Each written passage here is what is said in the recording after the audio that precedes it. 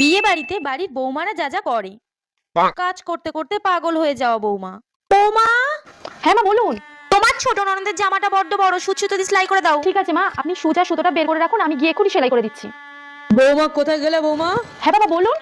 শাশুড়ি মা কাজের জন্য ডাকতে চলো। হ্যাঁ চলুন আমি যাচ্ছি। বৌমা, তুমি এখানে দাঁড়িয়ে আছো, যাও মিষ্টিগুলো বের করে ওদেরকে দাও। হ্যাঁ মা আমি যাচ্ছি, এক্ষুনি মিষ্টি বের করে দিচ্ছি। সারাদিন কাজ করছি আমি, সারাদিন কাজ করতে করতে আমার নিজের দিকে একটুও খেয়াল নেই। আমি একটু বসি বাবা।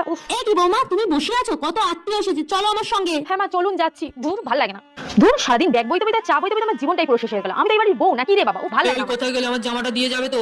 ও হ্যাঁ হ্যাঁ তোমার জামাটা না? হ্যাঁ হ্যাঁ দিচ্ছি বাবা। ধুর ভালো লাগে না। উফ বাবা সারাদিন কাজ করেছি, এবার এগুলো রেখে একটু বসি বরং। ছোট বৌদি, আমার জুতোটা একটু দিয়ে যাও না। যাচ্ছি।